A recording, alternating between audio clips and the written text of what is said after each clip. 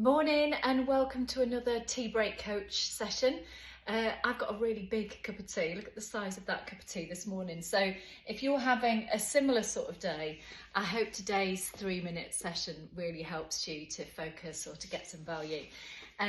We're going to do some more top right questions this morning, and top right gets its own chapter in my first book.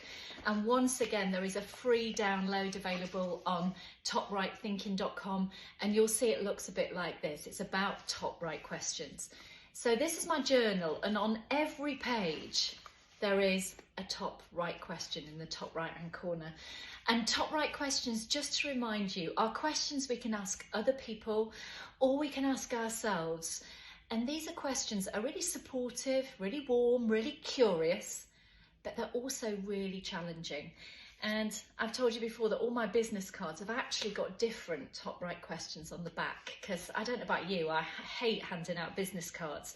But actually, if I give people the gift of one of these questions that were actually gifted to me by coaches from all across the world, from all of the environments that I've worked in, they're really precious. So I'm hoping that a couple of these questions really help you this morning. So as we sit together today, just have a think about a problem or a challenge that you're experiencing in your life. And just have a think about whether one of these questions can help you unlock some new thinking, some new perspectives on that, or maybe remove a limiting belief that you have about your potential to solve this particular challenge.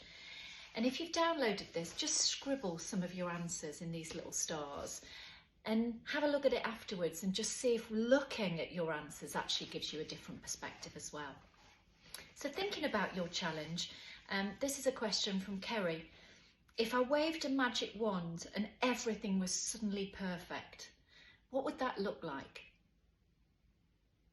If I waved a magic wand and everything was suddenly perfect, what would that look like?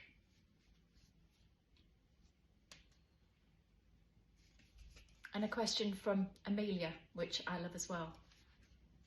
Which emotion might you be trying to avoid? Which emotion might you be trying to avoid? Now, the reason that this one is so powerful is we like to think we're creatures who are really logical and rational. But one of the things we know from science now is that actually it's our emotion that drives our behaviours. So if we can get under the skin of the emotion we're trying to avoid, we can sometimes remove some of the fear that we're experiencing that's actually holding us back. It could be fear, it could be shame, it could be any of those emotions that feel a little bit dangerous sometimes to expose yourself to. Actually facing them, experiencing them, living with them can actually take us forward so that we can remove some of the barriers that we're putting on ourselves to achieving absolutely anything we want to achieve.